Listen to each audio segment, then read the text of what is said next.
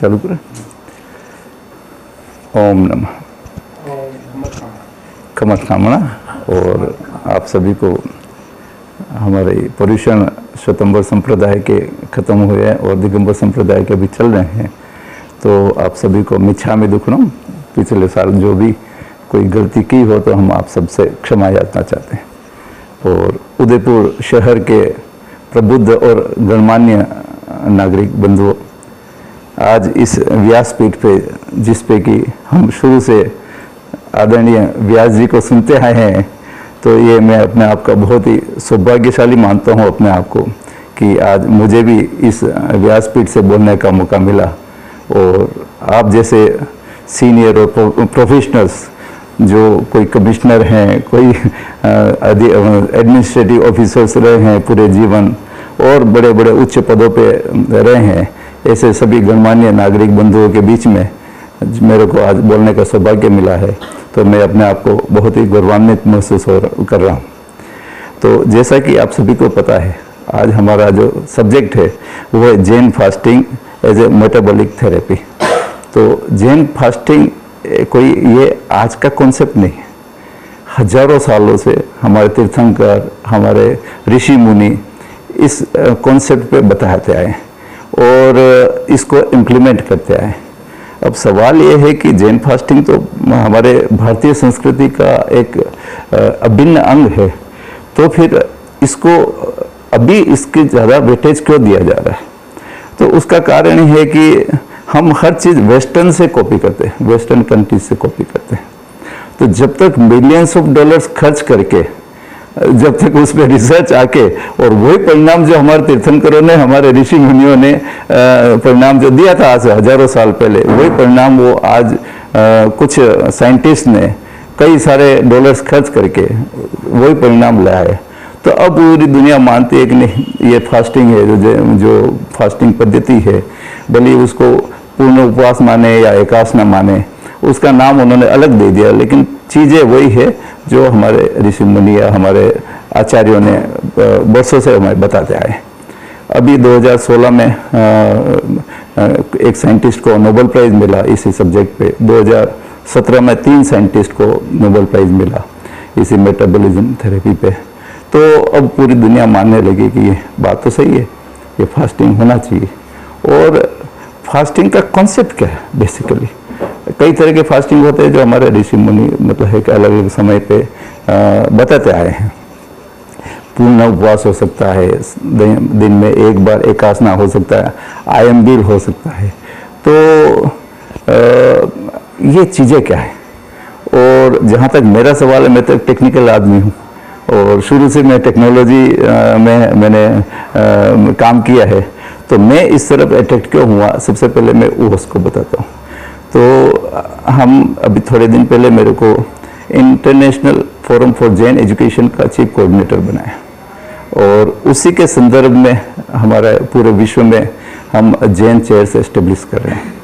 और आपको जानकर प्रसन्नता होगी कि अभी विदेशों में जैन एजुकेशन करीब 55 यूनिवर्सिटीज़ में एस्टेब्लिश है। एक यूनिवर्सिटी में जैन चेयर एस्टेब्लिश करने के लिए कम से कम 20 से 30 करोड़ रुपए यूनिवर्सिटी में जमा कराने होते हैं, और जितना पैसा कोई भी डोनर जमा कराता है उसका डबल पैसा यूनिवर्सिटी भी जमा कराती है, तो 3 गुना पैसा हो जाता है। और वो जब तक वो यूनिवर्सिटी रहती है तब तक वो चेयर रहती है, जैन चेयर रहती है। तो अभी करीब 15 देशों में 55 हमारे जैन चेयर्स एस्टेब्लिश हैं। और मेरा सौभाग्य है कि मेरे को एज ए कोऑर्डिनेटर वो सभी काम करने का मौका मिला। इसी संदर्भ में एक मैं थोड़ा सा ब्रीफिंग इसलिए कर रहा हूँ ताकि आपको पता चले कि मैं क्या कर। तो इसी संदर्भ में एक international school of Jain studies है पुणे में, तो वहाँ पे एक अभय फिरोदे जी जो फोर्स मोटर्स के ओनर हैं, उन्होंने एक जैन म्यूजियम स्टार्ट किया करीब 450 करोड़ रुपए खर्च करके। और वहाँ पे अभी 2 महीने से मैं वहीं था, जैसे नायक साहब को तो पता ही है, 2-2.5 महीने से वहाँ पे 1-1.5 महीने से वहाँ पे ट्रेनिंग ले रहा था जैनोलॉजी की। और हमारी एक इच्छा थी कि हम सेंटर ऑफ एक्सीलेंसी बनाएं, एक जैन सेंटर ऑफ एक्सीलेंसी। तो सुमनदीप यूनिवर्सिटी से हम टच में आए, वो बड़ौदा में है, और उसके जो ओनर है मनसुख भाई, वो वहाँ सुमनदीप यूनिवर्सिटी बेसिकली एक मेडिकल यूनिवर्सिटी है। और जितने मेडिकल के कोर्सेज होते हैं यूजी पीजी के, वो सारे कोर्स उस यूनिवर्सिटी में है। और इस ग्रुप में एक उनका हॉस्पिटल अहमदाबाद में है, 2 हॉस्पिटल उनके बड़ौदा में है, इसके अलावा भी 1-2 हॉस्पिटल और हैं। और उनके खुद के जो है अंडर में करीब 500 से ज़्यादा डॉक्टर्स काम कर रहे हैं। लेकिन उनको जब कई सारी बीमारियां आई तो उन्होंने एलोपैथी के बजाय उन्होंने फास्टिंग और आयम्बिल को अपनाया। उन्होंने कहा मैं एलोपैथी का इलाज नहीं करूँगा और मैं फास्टिंग से ही, मतलब मेरे को ठीक है जो कुछ होना होगा तो होगा, लेकिन मैं उसी पद्धति को अपनाऊंगा। तो उन्होंने उस फास्टिंग को अडॉप्ट किया और आपको जानकर प्रसन्नता होगी कि आज वो बिल्कुल स्वस्थ हैं, भले चंगे हैं। अब उनकी इच्छा थी चलो ठीक है मेरे को तो ये फायदा हो गया, तो फिर क्यों नहीं इसका फायदा पूरी जनमानस को और पूरी दुनिया को दें। तो चूंकि उनका खुद का मेडिकल कॉलेज है और काफ़ी बड़ा कॉलेज है, जितने मेडिकल के कोर्सेज हो सकते हैं, फिजियोथेरेपी मेडिकल और कितने, वो सारे कोर्सेज वहाँ पे हैं, भले वो नर्सिंग के सारे कोर्सेज वहाँ पे हैं। तो चूंकि सारी मेडिकल फैसिलिटीज वहाँ है, तो अब उनका एक अनुरोध था कि हम जैन पद्धति में जो भी दे रखा है उसको हम, चूंकि जैसे मैंने आपको कहा था ना कि हम कोई भी चीज़ तब मानते हैं जब करोड़ों डॉलर खर्च करके और पूरी दुनिया उसको मानते, मतलब है कि वो प्रैक्टिकल एस्पेक्ट पे खड़ी उतरती। सो हम भी ये कोशिश कर रहे हैं कि वहाँ पे सेंटर ऑफ एक्सीलेंसी में जो भी फास्टिंग से रिलेटेड या जो जैन टर्मिनोलॉजी में जो भी उपवास, व्रत या जो भी तप होता है, तो उसका साइंटिफिक क्या फ़ायदा होता है। एक चीज़ मैं आपको बता दूं, हमारे ऋषि मुनियों ने इस तप को या उपवास को धर्म के साथ जोड़कर बहुत ही बढ़िया काम किया कि लोग चलो ठीक है उसको साइंटिफिकली नहीं माने, लेकिन उसको वो धर्म मान के भी यदि इसको फॉलो करेंगे तो उनके शरीर को फायदा होगा। बेसिकली जो ये उपवास है, आयम्बिल है, एकासना है, ये सारी चीज़ें जो है, ये सारी प्रैक्टिसेस हैं, ये सब हमारे शरीर को स्वस्थ रखने के लिए। और एक बात मैं आपको क्लियर कर देना चाहता हूँ कि यदि आपको कोई तप या कोई उपवास करके आपका इम्यून सिस्टम कमज़ोर हो जाता है, आपका शरीर कमज़ोर हो जाता है, तो उसको मैं एक्सेप्ट नहीं करता। मतलब ये जो भी प्रैक्टिसेस है वो प्रैक्टिस आपके शरीर को स्वस्थ करने के लिए, न कि आपके शरीर को बीमार और कमज़ोर करने के लिए है। तो यदि कोई तप आप कर रहे हैं, मतलब मैं देखिए जब अपने शरीर की लास्ट स्टेज आ जाती है उसकी बात नहीं करता हूँ, जब आदमी संथारा है उस कंडीशन में आ जाता है उसकी बात नहीं कर रहा हूँ। लेकिन एक स्वस्थ पुरुष यदि वो तप कर रहा है और तप करके उसकी शरीर की जो सिस्टम है, इम्यून सिस्टम, यदि वो उसकी बॉडी कमज़ोर हो जाती है, उसकी एफिशिएंसी कम हो जाती है, तो फिर वो प्रैक्टिस तो मैं उसको है कि ना तो मैं एक्सेप्ट करूँगा ना मैं आगे कहीं बात करूँगा। तो ये जो फास्टिंग है या इस फास्टिंग के नाम से जो भी अंग्रेजों ने या वेस्टर्न कंट्रीज ने अलग अलग नाम दिए, तो जैसे इंटरमीडिएट फास्टिंग या अलग अलग तरह के नाम दिए, तो वो जो भी प्रैक्टिसेस है वो प्रैक्टिस आपके शरीर को स्वस्थ करने के लिए। अब एक शब्द अपन लेते हैं उपवास। उपवास का मतलब क्या है? उपरवास।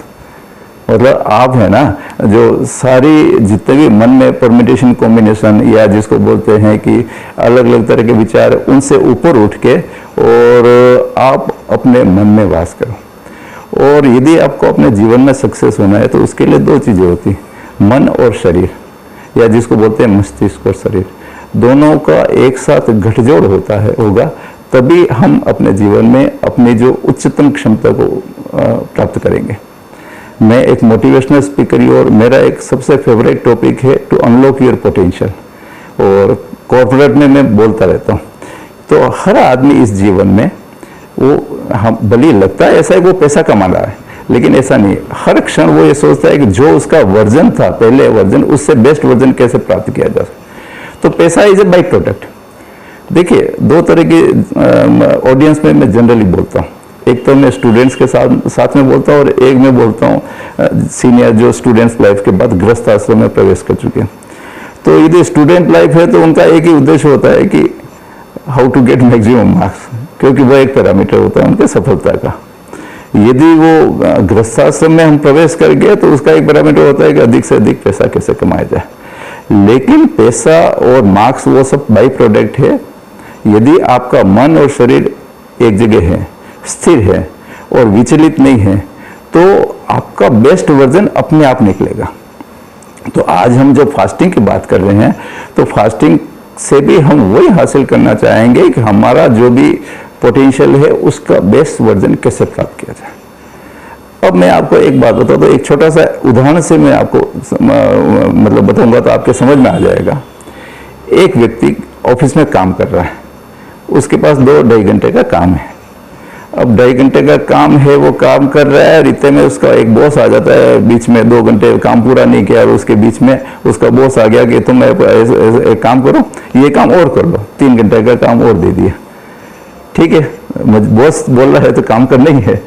वो काम किया, वो पहले वाला भी किया, दूसरा वाला भी किया, और फिर बीच में एक काम उसका बॉस आया 2 घंटे बाद आया कि तुम एक काम करो, ये 4 घंटे का काम ये और कर लो। ठीक है, सब दिन भर काम करते करते शाम हो गई, शाम को 6 बजे हो गई, और शाम को 6 बजे बॉस आया कि ऐसा करो, एक 4 घंटे का ये काम और कर लो। अब बताइए हमारी मनस्थिति कैसी होगी, कैसी होगी, अपन समझ सकते हैं। तो वो की वही चीजें हम अपने शरीर के साथ कर रहे हैं। हमारे शरीर में 24 घंटे हम कैलोरी बर्न कर रहे हैं, और हम एक हमारे जो सिस्टम है बॉडी का वो काम कर रहा है। अब कोई भी चीज हम खाते हैं तो एक उसका सेट पैटर्न होता है। मैं पूरा डिटेल में आपको बताऊंगा कि भाई जैसे मान लीजिए आपने जूस लिया, खाना लिया, पानी पिया, हेवी खाना खाया, वेज खाया, नॉन वेज खाया, तो कोई खाना आपका 2 घंटे में पचता है, कोई खाना 3 घंटे में पचता है, कुछ खाना ऐसा होता है जो 12 घंटे में, और कुछ खाना तो ऐसा होता है जो 24 घंटे में ही पचता है। अब हम कर क्या रहे हैं, हम क्या कर रहे हैं, एक खाना पचा नहीं, और क्या अलग अलग आजकल जो व्हाट्सएप यूनिवर्सिटी में अलग अलग तरह के मैसेज आते हैं कि भाई हर 2 घंटे बाद कुछ लेना चाहिए, हर 4 घंटे बाद ये लेना चाहिए। तो अनऑथराइज्ड या जिसको बोलते हैं अनऑथेंटिकेटेड समाचार हमारे पास रोज नई शिक्षा आती रहती है कि भाई ये खाओ, वो खाओ, वो खाओ। बेसिकली हमारे शरीर को भी आराम चाहिए। अब हम बात करें कि जैसे अब शुरू से अपन सुनता है कि 8 घंटे हमारे शरीर को रेस्ट चाहिए। 8 घंटे रेस्ट हम ले लिया, सब 24 घंटे में से 8 घंटे हमने रेस्ट ले लिया, और फिर करीब 3 से 4 घंटे आपके दूसरे कामों में लग जाते हैं। आपको दिन को भी कई बार रेस्ट करना पड़ता है, और सुबह का निवृत्ति या दूसरे काम है। तो 24 घंटे में से 12 घंटे तो आप कैसे निकल गए। तो ये जो 12 घंटे निकले ये आपके शरीर के मेंटेनेंस के लिए। अब आप एक बात बताइए, आपके पास कोई गाड़ी है, वो गाड़ी 30 दिन के लिए यदि वो गाड़ी चल रही है, अब 30 दिन में यदि उसके मेंटेनेंस के लिए 2 दिन के लिए उसको मेंटेनेंस में भेजो, वो तो ठीक है, एक्सेप्टेबल है। अब 30 दिन में 15 दिन आप उसको मेंटेनेंस के लिए भेजोगे तो क्या ये एक्सेप्टेबल है क्या? कभी भाई आपको 50% टाइम उस गाड़ी को आप मेंटेनेंस के लिए आप भेज रहे हैं, और वही हम अपने शरीर के साथ में कर रहे हैं। 50% टाइम हमारे जो लाइफ का है वो हम उसको मेंटेनेंस पे डाल। हमारे मुनि, आप किसी भी मुनि के पास चले जाएं या आचार्यों के पास चले जाएं, वो रात को 3-4 घंटे 5 घंटे इससे ज़्यादा नहीं सोते, क्योंकि उनकी फूड की लिमिट होती है। वो जो भी ग्रहण करते हैं वो एक लिमिट है, दिन में 1 बार करते हैं, या कुछ साधु 2 बार करते हैं, लेकिन उनको पता है कि वो क्या ले रहे हैं। ऐसा नहीं है कि जब जो खाना मिल गया, जहाँ मिला वो ग्रहण कर लिया। और सबसे बड़ा है कि हम बार बार जो खाना लेते हैं या कुछ भी लेते हैं, तो वो जो भी साइकिल है जो अपने बॉडी के अंदर चल रही है, वो साइकिल फिर वो बस शुरुआत से वापस चल, जो प्रोसेस हो गया बीच में एक प्रोसेस मान लीजिए 60% तक चला, 70% तक चला, और आपने और कुछ खाना ले लिया, तो वो प्रोसेस शुरू से वापस जिसको बोलते हैं ना कि स्क्वायर 1, वहाँ से पूरा प्रोसेस चालू होगा। तो आपके बॉडी को रेस्ट या जिसको बोलते हैं कि मेंटेनेंस पीरियड, वो तो कभी मिलता ही नहीं। और मैं कई बार, जैसे अभी मैं वहाँ पे सरदार पटेल यूनिवर्सिटी में पूछा था, मैं गया था, तो वहाँ मैंने पूछा कि भाई आप में से कितने लोग हैं जिन्होंने आज दिन तक एक भी उपवास नहीं किया। तो कई सारे ऐसे थे जिन्होंने जीवन में कभी एक भी बार उपवास नहीं किया। हम में से भी हो सकते हैं कुछ लोग होंगे। तो इसका मतलब है कि जब से हम पैदा हुए तब से हमारे शरीर के अंगों को रेस्ट मिला ही नहीं, एक बार भी रेस्ट नहीं मिला, एक क्षण के लिए भी रेस्ट नहीं मिला। तो उससे क्या मतलब, उससे क्या निकलेगा? हमारा उम्र बढ़ेगी या कम होगी? डेफिनेटली कोई भी चीज को लगातार आप चलाओगे, बिना रुके आप उससे काम लेते रहोगे, आप अपने नौकर से भी, सर्वेंट से भी लगातार काम उसको देते रहोगे तो क्या होगा? अल्टीमेटली वो कभी न कभी तो वो फिर थक के हाथ खड़ा कर देगा। और एक चीज मैं आपको बता दूं, भगवान ने अपने शरीर में बहुत बढ़िया सिस्टम बना रखा है। जब भी कभी कोई ब्रेकडाउन होता है या कभी कोई इस तरह के एबनॉर्मलिटी जाती है, आपने गलत खाना खा लिया तो वोमिटिंग हो जाएगी या फिर आपको बुखार आ जाएगा, वो आपका जो बॉडी का सिस्टम है वो आपको रेस्ट करने के लिए मजबूर करेगा। तो भगवान ने पूरा सिस्टम एकदम परफेक्ट बनाया कि ऑटो रिपेयरिंग मोड है आपका, कि आपको ज्यादा करने की जरूरत नहीं। लेकिन हम उस शरीर के साथ में बहुत ज्यादा जुल्म करते हैं। अब मैं एक बात और बता दूं, आपका मान लीजिए एक्सीडेंट हो गया, डॉक्टर क्या करता है? उसको हड्डी को जोड़ के और उसके ऊपर एक प्लास्टर बांध देता है, और प्लास्टर बांध देता है तो सेल्फ हीलिंग ऑटोमेटिक वो हड्डी जुड़ जाती है, क्योंकि God has given that capacity कि वो ऑटो रिपेयरिंग मोड है। ऐसे हमारे शरीर का भी सिस्टम है। लेकिन आप बताओ, यदि मान लीजिए प्लास्टर नहीं चढ़ाया, कच्चा पट्टा बांध दिया और आप उसको जो उस पोर्शन को मूव करते रहेंगे तो क्या वो हड्डी कभी जुड़ पाएगी? कभी नहीं जुड़ पाएगी। तो सिस्टम को यदि आपको ठीक करना है तो रेस्ट तो देना पड़ेगा। बिना रेस्ट के कैसे? और रेस्ट कैसे मिलेगा? फास्टिंग से। अब आपने सुबह जनरली जो सिस्टम आजकल का जो मॉडर्न सिस्टम है, उसमें सुबह उठते ही चाय चाहिए, उसके बाद में ब्रेकफास्ट चाहिए, फिर 10 बजे ब्रंच, उसके बाद में सुबह का लंच के बाद में 4 बजे फिर चाय के साथ में कुकीज चाहिए, और फिर शाम का डिनर के बाद में रात को वापस चाय के साथ में फिर कई जने फ्रूट्स भी लेते हैं। तो 6 से 7 बार आप भोजन ग्रहण करेंगे तो उस शरीर के जो सिस्टम है, उस सिस्टम का क्या होगा? मेरे को तो दया आती है उस सिस्टम के ऊपर कि हम जुल्म कर रहे हैं हमारे अपने ऊपर। मतलब हमारे से ज्यादा क्रूएल कौन हो सकता है वो, कि आप अपने शरीर पे कितना जुल्म कर रहे हो। तो अब इसको, और वो क्यों कर रहे हैं? क्योंकि हमें नॉलेज नहीं है उस चीज का। यदि नॉलेज होता तो हम नहीं करते। और फिर दूसरा ये कि हमें जो सिखाया गया है कि जितना ज्यादा, अब आप कितना भी पौष्टिक आहार करो, कितना भी अच्छा खाना खाओ, लेकिन पुराना खाना जब तक आपका पचेगा नहीं तब तक आप कैसे मतलब है कि उसको वापस नए काम के लिए लगा दोगे अपने बॉडीज को। अब कई लोग कहते हैं कि नॉनवेज लेना चाहिए। मैं उस चीज को मैं पर्टिकुलरली उसको एग्री नहीं करता, क्योंकि आपको पता होगा हमारे शरीर में 2 तरह की आंत होती है, एक छोटी आंत होती है, बड़ी आंत होती है। जो छोटी आंत होती है वो करीब 22 से 26 फीट लंबी होती है, मतलब उसकी लेंथ होती है। बड़ी आंत उसको कहते हैं बड़ी है, लेकिन उसकी लेंथ छोटी होती है। तो जो छोटी आंत है तो पूरा फूड उसके अंदर प्रोसेस होता है, क्लीन होता है। अब जो नॉन वेज आइटम्स है, नॉन वेज आइटम आप लेते हैं तो वो जल्द, क्योंकि उसमें फैट्स वसास वगैरह काफ़ी होता है तो वो जल्दी डाइजेस्ट हो जाता है। तो वो उसका पूरा एक साइकिल, एक पूरा 26 फीट के अंदर वो सर्कुलेट करके फिर छोटी आंत, बड़ी आंत में जाता है। तो कई सारा जो उसमें फूड है ना, क्योंकि वो जो पचने में, डाइजेशन में उसको करीब मतलब 12 से 24 घंटे का टाइम लगता है, तो उसी में बच जाता है खाना, पूरा का पूरा डाइजेस्ट नहीं हो पाता। तो बच जाता है तो फिर वहाँ पड़ा वो सड़ जाता है। और हम क्या करते हैं, उसके बाद में फिर थोड़ा 2-3 घंटे के बाद फिर नया खाना और उसमें परोस देते हैं।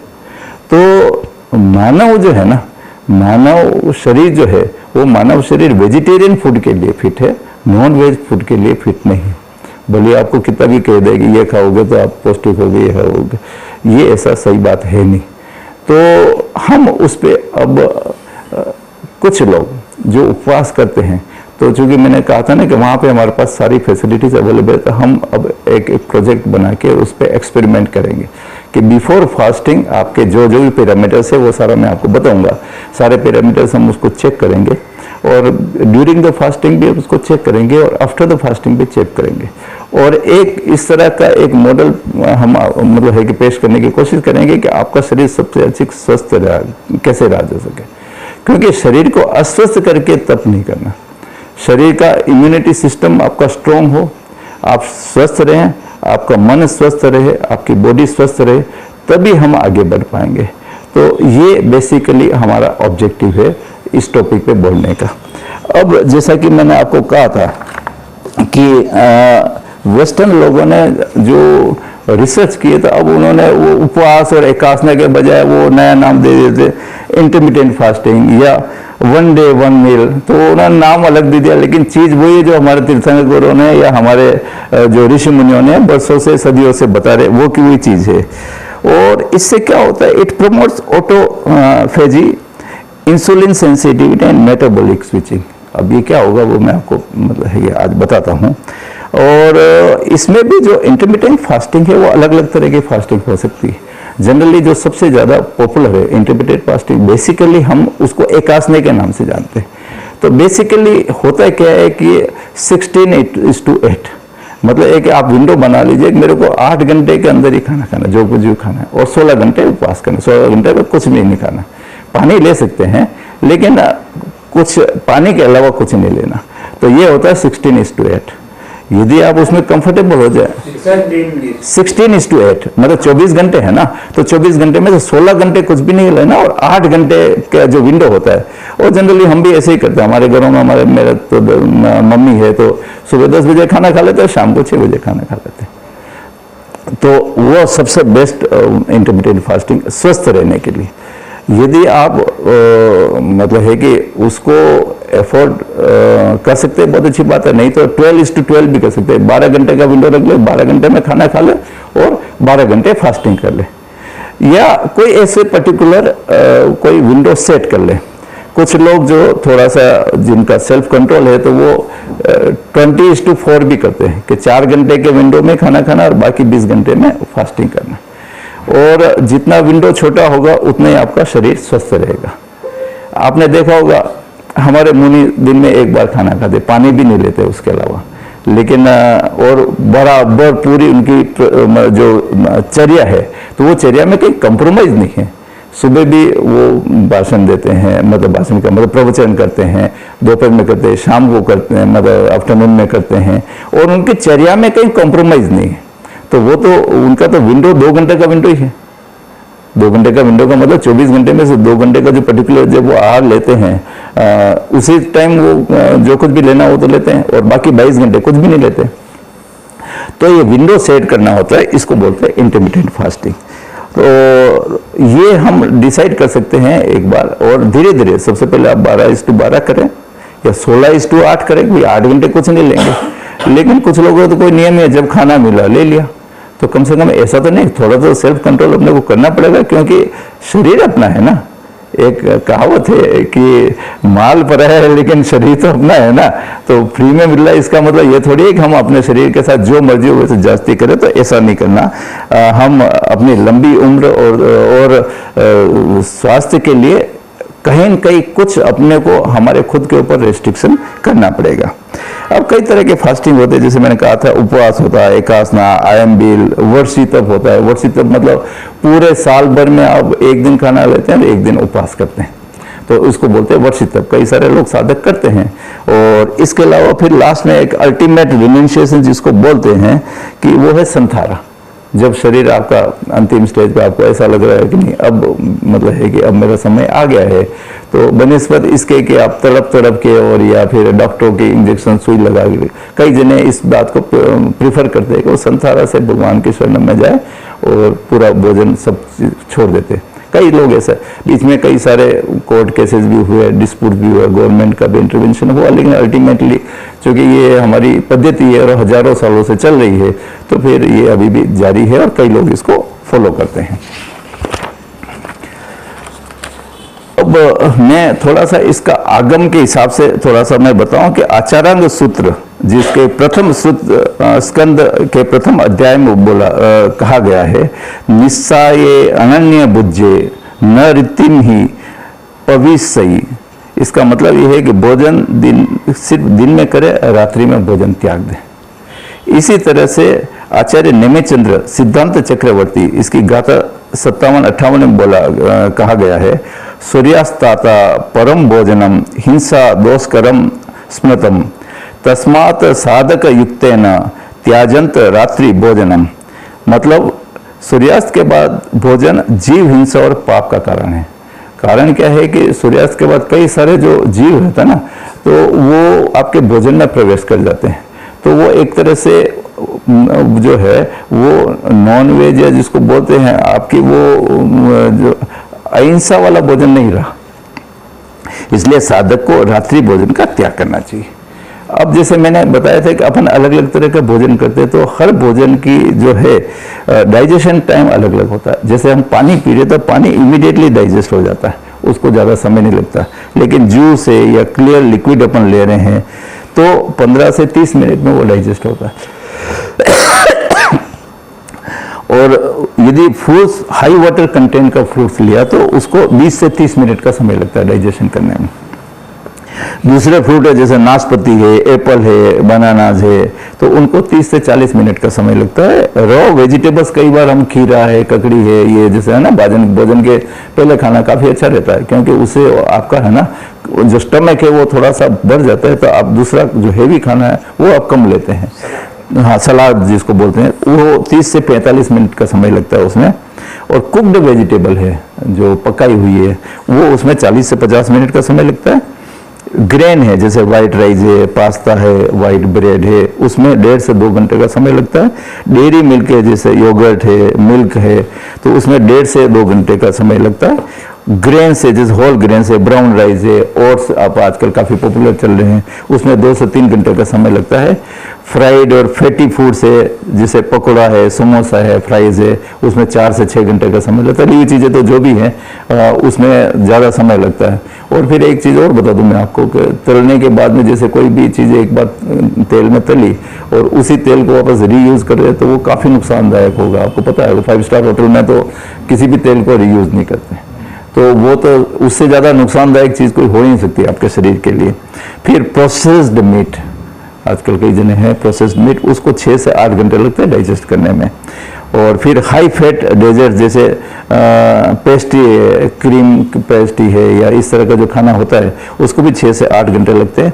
और लार्ज मिक्स मील है जैसे शाम को अपन बुफे खाना खाते हैं, कहते हैं ना उसमें अलग अलग तरह का कोई कॉम्बिनेशन नहीं होता है। कई बार ऐसा भी होता है जैसे आप लोगों को पता है कि 2 चीज़ें जैसे कहते हैं कि दूध और दही का आइटम को एक साथ नहीं लेते हैं, लेकिन शाम को जो बुफे में तो सभी तरह का खाना मिलता है उसमें, तो वो शरीर के लिए वैसे भी नुकसानदायक है और उसको डाइजेस्ट करने में भी काफ़ी टाइम लगता है। वो 12 घंटे से भी ज़्यादा का समय लगता है। और जो मीट होता है वो उसको 24 घंटे भी कई बार लगते हैं डाइजेस्ट होने में। तो ये साइकिल होता है और ये हमें मालूम होना चाहिए कि कौन सा खाना कितने टाइम में पच रहा है। एक बार एक खाना ले लिया तो मेरी रिक्वेस्ट है कि जब तक वो डाइजेस्ट नहीं हो और शरीर को थोड़ा सा रेस्ट नहीं मिले तब तक आप दूसरे खाने की कोशिश नहीं करें। और कोशिश ये करें यदि अपन एफोर्ड कर सकते हैं, क्योंकि अभी हमारी वैसे भी हम सीनियर सिटीजन्स हैं तो हमारी बॉडी को इतना ज़्यादा एक्सर्शन करने की आवश्यकता नहीं है, तो 2 से ज़्यादा बार तो अवॉइड ही करें खाना को। ये मेरी मतलब है कि आप सबसे गुजारिश है। अब ये देखिए कि सूर्यास्त के पूर्व जो भोजन करते हैं ना वो आपको नैसर्गिक ऊर्जा देता है, और सूर्यास्त के बाद का जो भोजन है वो काफ़ी नुकसान करता है। और सूर्यास्त के बाद तो शरीर अपनी रिपेयरिंग में चला जाता है, रिपेयरिंग या हीलिंग मोड में चला जाता है। और ऐसे समय में क्या क्या प्रोसेस होते हैं वैसे आप सबको पता ही होगा, लेकिन मैं एक बार बता दूं कि प्रक्रियाज एक जो प्रोसेस है वो इंसुलिन का निर्माण करता है बॉडी में। इसी तरह से कार्बोहाइड्रेट्स ग्लूकोज और ग्लाइकोजिन में परिवर्तित होते हैं हमारे बॉडी में। जो इंस्टेंटाइन है जैसे मैंने आपको कहा था ना, छोटी आंत और बड़ी आंत, वो गट माइक्रो बायोटा को संतुलित रखती है और नए माइक्रोसोम्स को बनाती है। इसी तरह से फैट से वो फैटी एसिड्स में टूटते हैं, प्रोटीन एमिनो एसिड्स में परिवर्तित होते हैं। स्टमक हाइड्रोक्लोरिक एसिड का स्राव करता है, क्योंकि यदि बॉडी में हाइड्रोक्लोरिक एसिड नहीं होगा तो फिर वो जम्स या जो भी कीड़े होते हैं तो वो फिर वो फैलते रहेंगे, मरेंगे नहीं। तो वो भी बहुत ज़रूरी प्रोसेस है। और आपका जो लीवर है वो पित्त रस का निर्माण करता है। तो पूरी बॉडी में कंप्लीट प्रोसेस चलता रहता है। अब शाम को यदि आपने हेवी खाना खाया, जो जनरली आजकल शादी ब्याह में अपन देखते हैं कि शाम को 9 बजे 10 बजे तक खाना चलता है, 11 बजे तक खाना चलता है। अब 11 बजे खाना खा के और आप 11:30 बजे सो जाओगे, 12 बजे सो जाओगे तो आपके शरीर की क्या स्थिति होगी, तो वो बिल्कुल मेरे को कहने की आवश्यकता नहीं है। और ये हमारे साथ नहीं, कई सारे मतलब लोगों के साथ में यही हो रहा है। आप देख लीजिए, मैक्सिमम लोग जो है शाम को लेट आवर्स में खाना खाते हैं, खाना खा के 10 मिनट 15 मिनट घर पहुंचते ही सो जाते हैं, तो उनकी बॉडी की क्या स्थिति होगी, क्या प्रोसेस होगा, कैसे उसको उनके शरीर को रेस्ट मिलेगा, आई डोंट नो। तो बीमार होंगे वो। और उपवास वह स्थिति जिसमें शरीर को पाचन के बोझ से राहत मिलती है। उपवास में क्या होता है, जो आपका डाइजेशन सिस्टम होता है ना, उससे थोड़ा सा रिलैक्सेशन मिलता है और बॉडी को रिपेयरिंग के लिए टाइम मिल जाता है। इस दौरान शरीर अपनी मरम्मत शुद्धि, जिसको बोलते हैं डिटॉक्सिफिकेशन, और प्रतिरक्षा शक्ति को मजबूत करता है। ये प्रोसेस हो ना उपवास, तो इसमें शरीर ये सारा प्रोसेस करता है। तो हम कोशिश ये करनी चाहिए कि हमारी बॉडी को ये सारा प्रोसेस होने दें, उसको रोके नहीं। अब इसमें कुछ टर्मिनोलॉजी आज अपन डिस्कस करेंगे, तो कुछ टर्मिनोलॉजी बार बार आएगी, तो मैं उनको बता दूं। सबसे पहला है ऑटोफेगी। ऑटोफेगी में क्या होता है, ऑटो का मतलब सेल्फ और फेगी का मतलब ईटिंग। तो जब हमारे सेल्स, जैसे हम उपवास करते हैं ना, उपवास करते हैं तो जब उनको खाना नहीं मिलता है बाहर से, तो क्या करते हैं, वो जो बॉडी में जो सेल्स है ना, जो एग्जिस्टिंग सेल्स है, जो काम के नहीं, सड़ गए, बेकार है या खाली चर्बी में है, तो बॉडी को एनर्जी तो चाहिए। अब एनर्जी चाहिए तो आपके पास खाना नहीं है, तो खाना नहीं है तो जो अंदर सारे फैट्स वगैरह सारे चीजें हैं, तो उन्हीं को ईट करेगी। और वो प्रोसेस तो हर व्यक्ति के शरीर में जरूरी है। वो नहीं करेंगे तो क्या होगा, मोटापा होगी, तोंद बढ़ेगी और कई सारी बीमारियां आएगी। अब एक बात बताइए कि एक अंदर स्टोर्ड है आपके सेल्स वगैरह सर, और एक आपने क्या स्टोर्ड है, और फिर आपने क्या लगातार खाना ऊपर से देते गए, तो वो खाना ऊपर से देते गए तो वो नहीं देंगे, तभी तो वो जो स्टोर्ड जो सेल्स है वो उनको खाएगी, जो सही सेल्स है। नहीं तो क्या आपने ऊपर से दे दिया तो वो तो ऐसे कैसे पड़े सड़ते रहेंगे और आपको मोटापा बढ़ाएगा, आपके दुनिया भर की बीमारियां बढ़ाएगा। तो ये जो ऑटोफेगी है, ये बहुत ही बढ़िया कॉन्सेप्ट है, लेकिन उसके लिए आपको इस प्रोसेस को एक्टिवेट करने के लिए आपको उसको ऑथराइज करना पड़ेगा। और ऑथराइज कैसे कर सकते हैं, बाय डूइंग फास्टिंग। सीधी सी बात है, सिंपल है। आपने फास्टिंग किया तो आपने ऑथराइज कर दिया कि ठीक है, मेरे जो खराब सेल्स है, जो काम में नहीं आ रहे, बरसों से काम में नहीं आ रहे, उनको खाओ। लेकिन ये परमिशन देना आपके हाथ में, आपके शरीर की एक्टिविटीज को कंट्रोल करना आपके हाथ में। अब ये प्रक्रिया क्यों जरूरी है? सबसे पहला डिटॉक्सिफिकेशन। डिटॉक्सिफिकेशन में क्या होता है, कोशिकाओं के बेकार और हानिकारक कचरे को हटाना। दूसरा, कोशिकाओं की मरम्मत करना, जो खराब हिस्से को हटाकर नई ऊर्जा देना। जैसे खराब हिस्से है ना, खराब हिस्से तो वो खत्म हो जाएगी तो ऊर्जा प्राप्त होगी। और मैं आपको बताऊं, फास्टिंग से ऐसा भी देखा गया है कि जो, क्योंकि देखिए कैंसर में क्या होता है, वो नई नई सेल्स बनती रहती है, रिप्लिकेट होती है, कई गुना फास्ट होती है। आप बीच में फास्टिंग करते रहेंगे तो कैंसर का जो सिम्टम्स है वो भी काफी कम हो जाता है आपके, या होने की संभावना कम हो जाती है। इसी तरह से बीमारियों के बचाव में कैंसर, अल्जाइमर, डायबिटीज जैसी बीमारियों का खतरा कम होता है। फिर बुढ़ापा धीमे होता है, मतलब है कि आपको बुढ़ापा कम आएगा। क्यों कम आएगा? क्योंकि आप एनर्जेटिक रहेंगे। अब मैं एक चीज बताऊं, हम गाड़ी में फ्यूल डाल रहे हैं, अपन जैसे अपनी गाड़ी है, पेट्रोल पंप पे ले गए, पेट्रोल पंप पे ले गए और उसमें फ्यूल डलवाया, तेल डलवाया, तो हम क्या आशा करेंगे उस गाड़ी से कि वो पूरी एनर्जी से चले? यही चाहते हैं ना, फ्यूल डलवाए इसी पर्पज। आपने दिन का खाना खाया और ऐसा खाना खाया कि आपको थोड़ी सी उबासी आ रही है, नींद आ रही है, तो आपने अपने शरीर में बॉडी में फ्यूल डलवाया। फ्यूल किस लिए डलवाया? कि बॉडी ठीक काम करे, या इसलिए डलवाया कि वो नहीं, अभी तो मेरे को थोड़ा सा 1 घंटा आधा घंटा रुको, आई नीड रेस्ट। भाई वो एनर्जी है ना, फ्यूल मीन्स एनर्जी। एनर्जी के लिए आपने वो उसको इनपुट दे रहे हो।